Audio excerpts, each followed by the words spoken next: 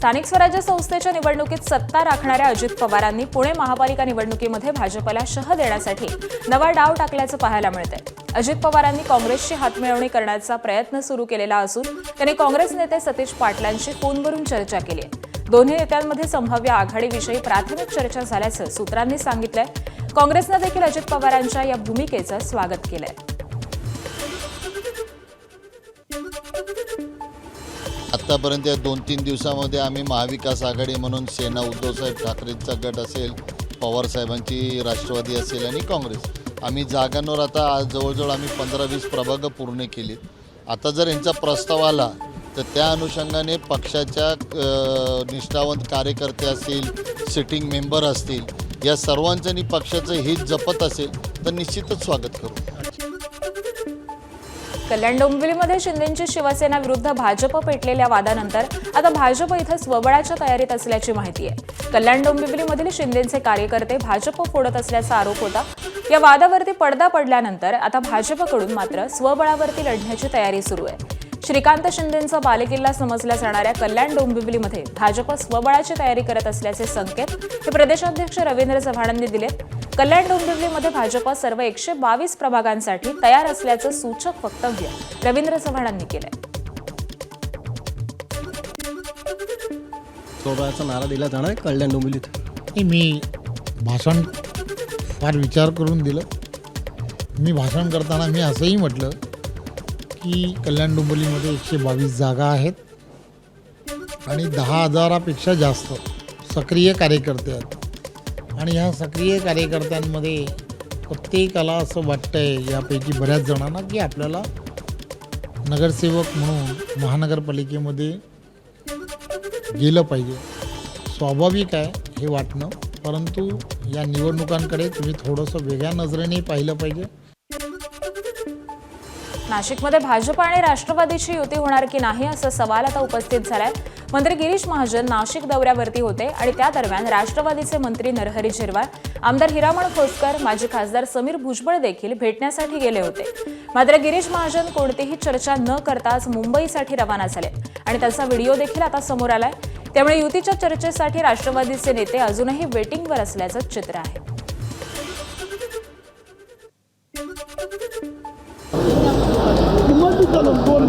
सगळे आलेत ना, समीर भाऊ सगळे आलेत का? 5 मिनिटं फक्त। चला गाडीत बसा, गाडीत बस, चला बसा, गाडीत बस।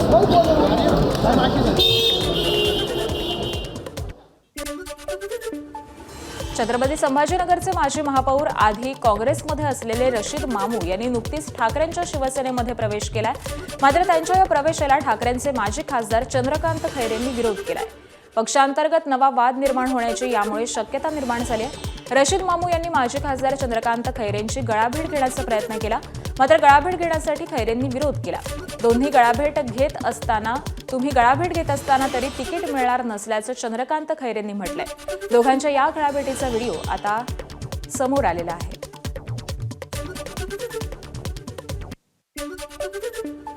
पक्षाला फायदा की तोटा रशीद मामू? एकदम तोटा। कसा? 50,000 मतं हिंदूंचे गेले। आज अप्रचार सुरू केला ते सोशल मीडियातून, या सगळ्या भाजपवाल्यांनी किंवा बाकीच्यांनी। तो इथे आता सेनाभवनमध्ये घुसत होता आणि तो लगेच मला म्हणे, मी हातात नाही घेणार, चल फट, तू दंगल घडवली, आमच्या अंगावर दगडफेक केली आणि मग सगळे केलं ना, आम्ही ते विसरलो का? तुम्ही तिकीट मिळू देणार नाही? मी तिकीट नाही मिळू देत। मिळालं तर मी तिकीट मिळू देणार नाही, इतकंच म्हणतो। मिळालं तर मिळणारच नाही। मुंबई महापालिका निवडणुकीसाठी ठाकरे बंधूंच्या जागा वाटपाची चर्चा सुरू आहे। शिवडीमधील 3 प्रभागांवरून अडलेल्या जागा वाटपाची चर्चा ही पूर्ण झाल्याची माहिती सूत्रांनी दिली आहे। शिवडीतील 2 जागा ठाकरेंच्या सेनेला तर 1 जागा मनसेला जाणार असल्याची माहिती सूत्रांनी दिली आहे। तर भांडूपच्या वॉर्ड क्रमांक 114 वरून शिवसेना ठाकरे गट आणि मनसेमध्ये रस्सीखेच सुरू असल्याची माहिती आहे। ज्या ठिकाणी ठाकरेंची शिवसेना आणि मनसे या दोन्ही पक्षांना जागा हव्या आहेत तिथे रस्सीखेच सुरू आहे आणि जिथे पेच निर्माण झाला आहे तो पेच उद्धव ठाकरे आणि राज ठाकरे यांच्याकडून सोडवला जातोय। जागा वाटपाचा तिढा सुटल्यानंतर ठाकरे बंधू लवकरच युतीची घोषणा करणार आहेत। खासदार संजय राऊतांनी पुन्हा काल राज ठाकरेंची भेट घेतली आहे. राज ठाकरेंच्या निवासस्थानी शिवतीर्थ इथं दोघांमध्ये भेट झाली आहे. तर तिकडे मनसे नेते बाळा नांदगावकरांनी देखील मातोश्रीवरती जात उद्धव ठाकरेंची भेट घेतल्याची माहिती आहे. ठाकरे बंधूंची युती कोणत्याही क्षणी जाहीर होणार असल्याची माहिती सध्या समोर येते.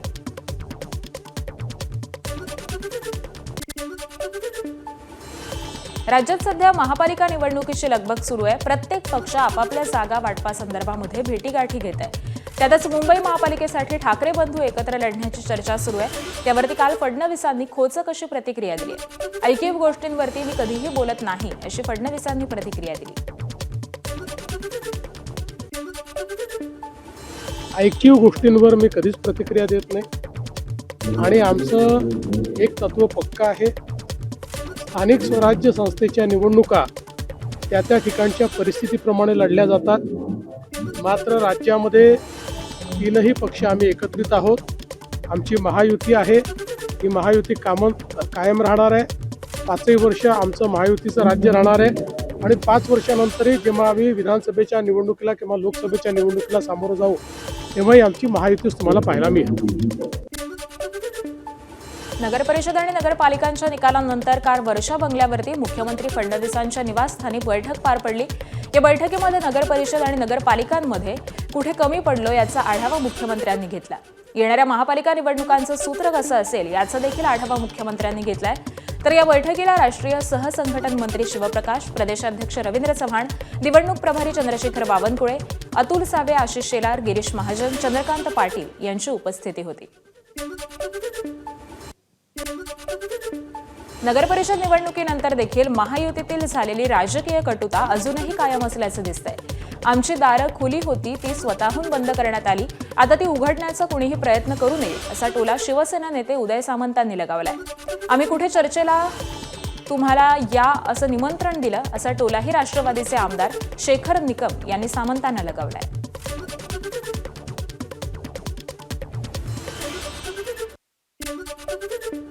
समोरच्यानी सांगितलं की आम्हाला युती द्यायचं नाही.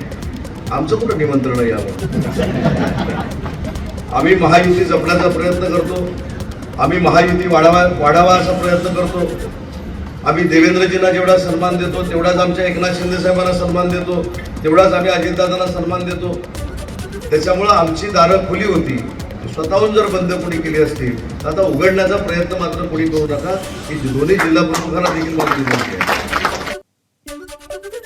भाईंदरमध्ये भाजपचे नेते अजय सिंग यांनी अधिकृतपणे काँग्रेस पक्षात प्रवेश केला. काँग्रेस पक्षातर्फे पत्रकार परिषद घेत हा प्रवेश जाहीर करण्यात आला. यावेळी काँग्रेसचे ज्येष्ठ नेते मुझफ्फर हुसेन यांनी भाजपवरती जोरदार टीका केली. ईव्हीएम मशीन, आधार कार्ड आणि प्रशासनातील अधिकारी सर्व त्यांचे आपले फक्त प्रभुराम. त्यामुळे आपण पूर्णपणे देवाच्या भरवशावरती असल्याचं हुसेन यांनी म्हटलंय.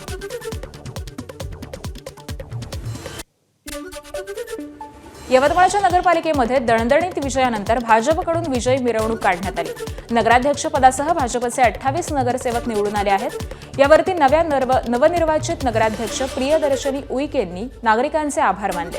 यावेळी भाजपचे अनेक नेते देखील उपस्थित होते.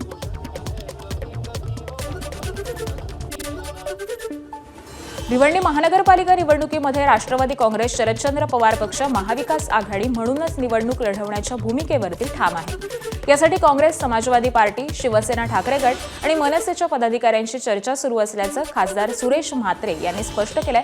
मात्र आघाडी न झाल्यास भिवंडीमध्ये स्वबळावरती 35 जागा लढवण्याचा निर्धार असून प्रभाव असलेल्या जागांवरती तडजोडीस तयार असल्याचं देखील त्यांनी सांगितलंय. आत्तापर्यंत आमची भूमिका ही महाविकास आघाडीकडून लढण्याची आहे आणि काँग्रेस असेल, समाजवादी पार्टी असेल, राष्ट्रवादी असेल, शिवसेना, उद्धव बाळासाहेब ठाकरे असेल, आम्ही सगळ्यांनी महाराष्ट्र नवनिर्माण सेना असेल सोबत लढण्याचं माझा तरी मानस आहे आणि सगळ्यांशी तशा प्रकारचे चर्चाही चालू. बघा आता काँग्रेसबरोबरही चर्चा चालू आहे. समाजवादी पार्टीचे आमदार रईस शेख साहेब यांच्याही चर्चा चालू आहे. उद्या तर त्याची मला वाटतं भिवंडीची जबाबदारी ही अजय यादव साहेब त्यांच्यावर सोपवलेली आहे. उद्या त्यांच्याशी मी चर्चा करणार या संदर्भात. आघाडी नाही झाली तर स्वबळावर आम्ही साधारणतः 32 ते 35 उमेदवार उभे करू शकतो. आमच्या ज्या 22 सिटिंग सीट आहे ती आमची मागणी आहे आणि बाकी जागेवर आम्ही तोडगा काढण्यास तयार आहोत. राज्यभरात जिंकून आलेल्या शिवसेना नगराध्यक्ष आणि नगरसेवकांचा उपमुख्यमंत्री एकनाथ शिंदेंच्या हस्ते आज दादरमध्ये सत्कार आहे. दादरच्या सावरकर स्मारक इथं हा सत्कार सोहळा दुपारी 2च्या सुमारास होणार असल्याची माहिती आहे.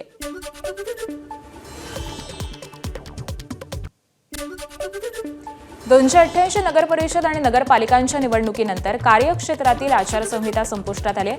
288 नगरपालिका आणि नगरपरिषद यांच्या निवडणुका पूर्ण झाल्याचा राज्य निवडणूक आयोगाकडे अहवाल आहे. पण महापालिका आणि जिल्हा परिषदेच्या निवडणुका या पूर्ण होईपर्यंत आचारसंहिता कायम ठेवा असा उच्च न्यायालयाचा आदेश होता. जिल्हा परिषद आणि पंचायत समिती निवडणुकीमध्ये ईव्हीएममधील उमेदवारांच्या नावांच्या क्रमवारीमध्ये बदल होणार. सध्या झालेल्या निवडणुकांमध्ये आडनावाप्रमाणे नावं दिसत होती, मात्र आता या क्रमवारीमध्ये ग्रामविकास विभागाच्या वतीनं नवीन गॅझेट प्रसिद्ध केलंय. येणाऱ्या निवडणुकांसाठी ईव्हीएम मशीनमध्ये पहिला राष्ट्रीय पक्ष, त्यानंतर प्रादेशिक पक्ष आणि मग अपक्ष उमेदवार अशी नावांची क्रमवारी येणाऱ्या निवडणुकीमध्ये पाहायला मिळणार आहे.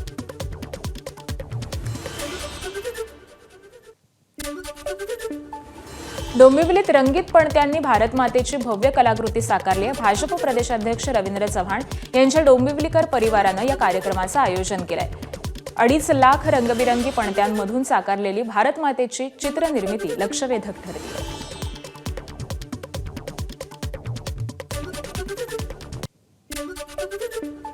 मेळघाटातील आदिवासी मुलांना बिर्ला ग्रुप शिक्षण देण्याच्या तयारीमध्ये आहे. मेळघाटसारख्या आदिवासी भागामध्ये जर आम्हाला शासनाचं सहकार्य मिळालं तर आम्ही नक्कीच तिथल्या मुलांसाठी शाळा सुरू करू असं वक्तव्य निर्वाण बिर्ला यांनी केलंय. आदिवासी मुलांना इंग्रजी संवाद आणि आर्थिक साक्षरतेचे धडे मिळावे यासाठी प्रयत्न करणार असल्याचं देखील निर्वाण बिर्लांनी म्हटलेलं आहे.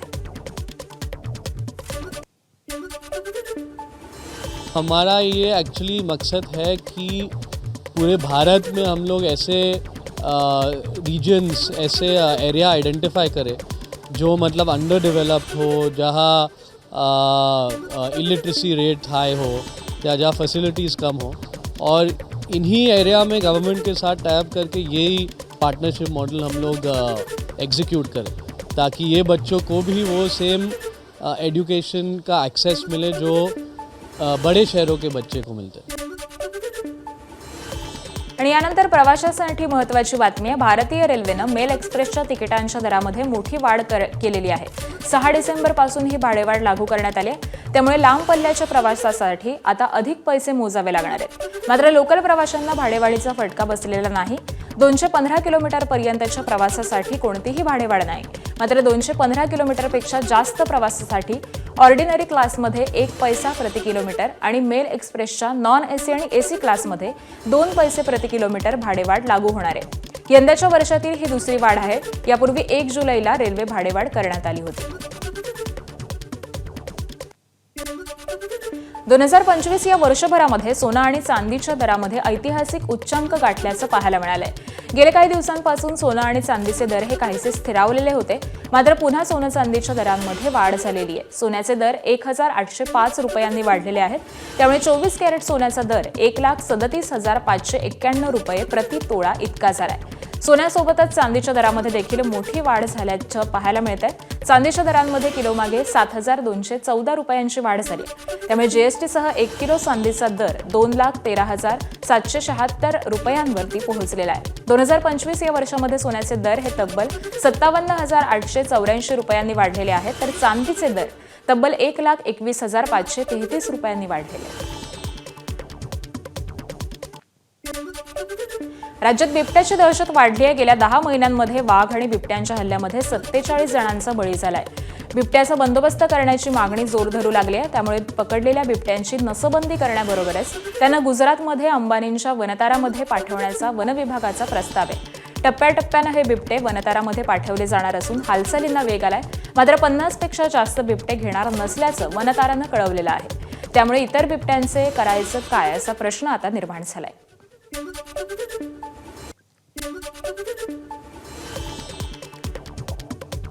वर्ध्याच्या आष्टी भागामध्ये वाघिणीचा वावर पाहायला मिळाला. आष्टी पोलीस गस्तीवरती असताना वाघीण आणि तिचे बछडे सोबत वावरत असतानाचं हे दृश्य कॅमेऱ्यामध्ये कैद झालंय.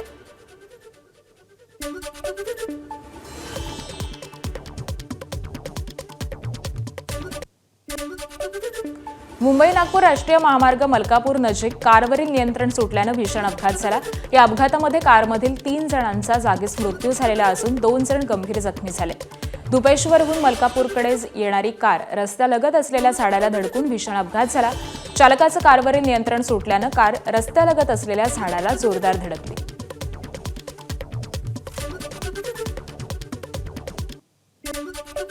नवी मुंबईच्या सी वूड्स येथील संगम नावाच्या सोन्याच्या दुकानावरती भर दिवसा दरोडा घातला. पिस्तुलाचा धाक दाखवून 3 जणांनी सोन्याचं दुकान लुटलंय.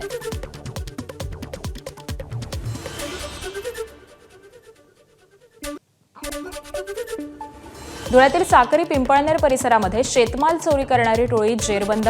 9,85,000चा मुद्देमाल जप्त. शेतकऱ्यांच्या शेतातील कापूस, सोयाबीन आणि बाजरी करत होते चोरी.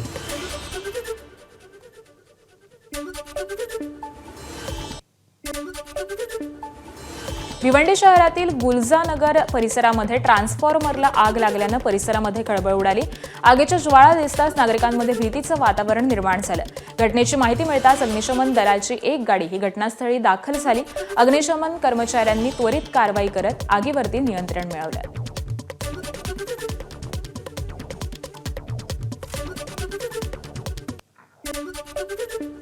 अकोला जिल्ह्यातील बाळापुरात अंजुमन बाजार रस्त्यावरती अचानक ओमनी कारनं पेट घेतला.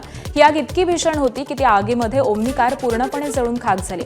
यावेळी आगीमुळे परिसरामध्ये विद्युत तारा सुद्धा जळालेल्या आहेत. अग्निशमन दलाच्या सतर्कतेमुळे आग आटोक्यात आणण्यामध्ये यश आलंय आणि सुदैवानं यामध्ये जीवितहानी झाली नाहीये.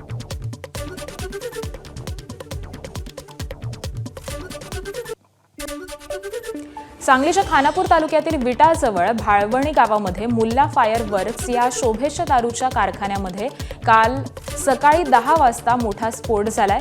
स्फोट इतका शक्तिशाली होता की त्याच्या आवाजानं भाळवणी गावापासून 5 किलोमीटरची जमिनीला हादरा बसलेला आहे. अनेक गाड्यांच्या काचांना तडे गेलेले आहेत, तर जवळपासच्या गावांमध्ये भूकंपासारखी स्थिती निर्माण झाली.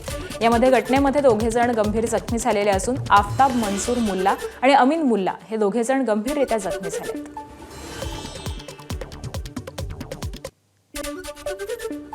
नांदेडमध्ये एक धक्कादायक घटना घडली आहे. राष्ट्रवादीचे माजी विरोधी पक्षनेते जीवन घोगरे पाटील यांचं अपहरण करून मारहाण केल्याची घटना समोर आली आहे. अपहरण करतानाची दृश्य सीसीटीव्हीत कैद झाली आहेत. प्रताप पाटील चिखलेकर यांच्या सांगण्यावरून अपहरण केल्याचा आरोप जीवन घोगरेंनी केलेला आहे. अपहरण करून अज्ञात स्थळी नेऊन 7 जणांनी जबर मारहाण केली.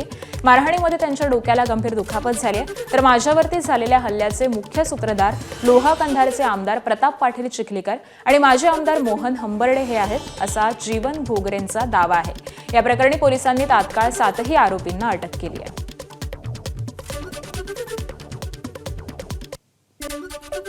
पालघरमधील वाडा नगरपंचायत निवडणुकीच्या निकालानंतर विजयी नगरसेवक तेजस पाटील यांच्या विजयी मिरवणुकीदरम्यान 2 महिलांना मारहाण झाली. मिरवणुकीमध्ये सीएनजी गाडीसमोर फटाके वाजवण्यास विरोध केला म्हणून 2 महिलांना मारहाण झाल्याची घटना वाडा शहरामध्ये घडल्याचं समोर आलंय. दुखापत झालेल्या महिलांवरती वाडा ग्रामीण रुग्णालयामध्ये उपचार सुरू आहेत. महिलांच्या नातेवाईकांनी वाडा पोलीस स्टेशनमध्ये तक्रार दाखल केलेली आहे, तर आरोपींना लवकरात लवकर अटक करण्यात यावी अशी जखमी महिलांची मागणी आहे.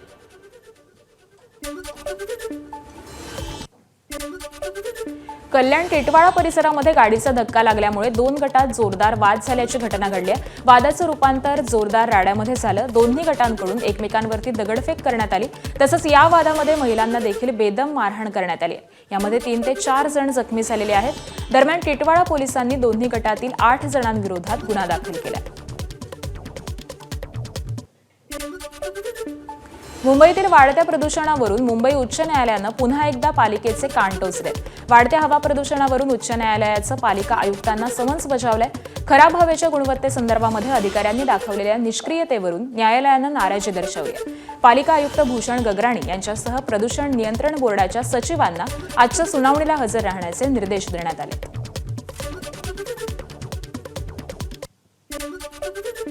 पुण्यातील मुंढवा जमीन घोटाळा प्रकरणी आरोपी निलंबित तहसीलदार सूर्यकांत येवलेचा अटकपूर्व जामीन फेटाळण्यात आलाय. सूर्यकांत येवलेने पुणे सत्र न्यायालयामध्ये अटकपूर्व जामिनासाठी अर्ज केला होता. मात्र पुणे सत्र न्यायालयानं सूर्यकांत येवलेचा जामीन हा फेटाळलेला आहे. त्यामुळे सूर्यकांत येवलेला कोणत्याही क्षणी अटक होण्याची शक्यता आहे.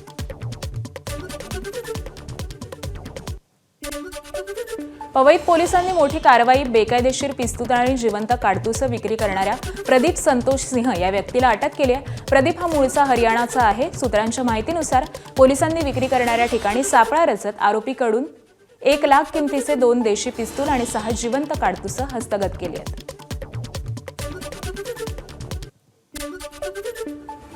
बांगलादेशात हिंदूंवर होत असलेल्या अत्याचारांच्या निषेधार्थ बजरंग दल आणि इतर हिंदुत्ववादी संघटनांनी केलेल्या आंदोलनाला नागपूरमध्ये गोंधळ झालेला आहे. आंदोलनादरम्यान बांगलादेशचा झेंडा जाळण्याच्या प्रयत्नाला पोलिसांनी विरोध केला.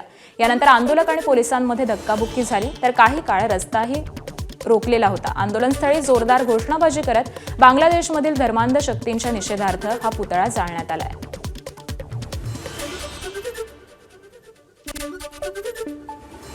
बिबट्यांचा त्रास वाढल्यामुळे शेती करणं अशक्य झालंय. गेल्या 10 महिन्यांमध्ये बिबट्याच्या हल्ल्यामध्ये 47 जणांचे प्राण गेलेत. त्यामुळे सरकारनं बिबट्याचा बंदोबस्त करण्यासाठी प्राणीतज्ञ आणि जंगलविषयक अभ्यासकांचं मार्गदर्शन घेऊन तातडीनं उपाययोजना कराव्यात अशी मागणी किसान सभेच्या वतीनं करण्यात आली. त्याबरोबरच शेतकऱ्यांना पाणी देण्यासाठी दिवसा लाईट द्यावा अशी देखील मागणी किसान सभेनं केली. या मागण्यांची दखल न घेतल्यास आंदोलनाचा इशारा देखील देण्यात आलाय. तातडीनं या बिबट्यांचा बंदोबस्त करण्यासाठी एक सर्वसमावेशक अशा प्रकारची योजना आखावी. विशेषतः तज्ज्ञांचं याच्याबद्दल मार्गदर्शन घ्यावं. जंगलात शेळ्या सोडण्यासारख्या हास्यास्पद योजना करून बिबट्यांचा उपद्रव थांबवता येणार नाही हे लवकरात लवकर लक्षात घ्यावं आणि वन्यजीवांचा अधिवास, त्यांच्या हालचाली, त्यांचं जीवन यांचा सखोल अभ्यास असणारे जे प्राणी तज्ज्ञ आहेत, जंगलचा अभ्यास असणारे तज्ज्ञ आहेत, त्यांचं मार्गदर्शन घेऊन एक व्यापक अशा प्रकारची योजना या संदर्भामध्ये कार्यरत करावी.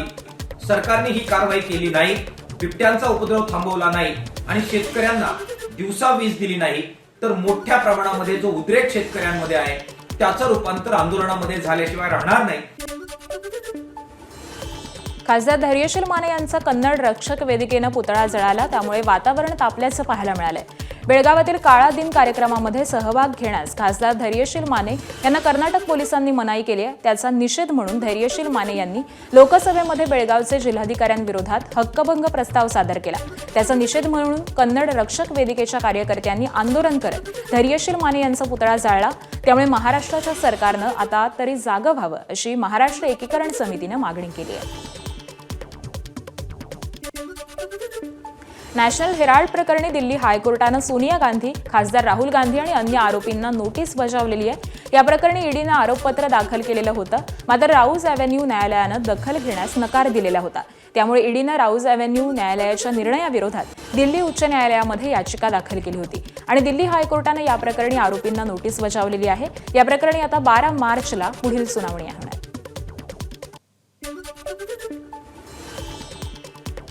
288 नगरपरिषद आणि नगरपालिकांच्या निवडणुकीनंतर कार्यक्षेत्रातील आचारसंहिता संपुष्टात आली आहे. 288 नगरपालिका आणि नगरपरिषद यांच्या निवडणुका पूर्ण झाल्याचा राज्य निवडणूक आयोगाकडे अहवाल आहे. पण महापालिका आणि जिल्हा परिषदेच्या निवडणुका पूर्ण होईपर्यंत आचारसंहिता ही कायम ठेवा असा उच्च न्यायालयाचा आदेश होता. एबीपी माझा, उघडा डोळे बघा नीट.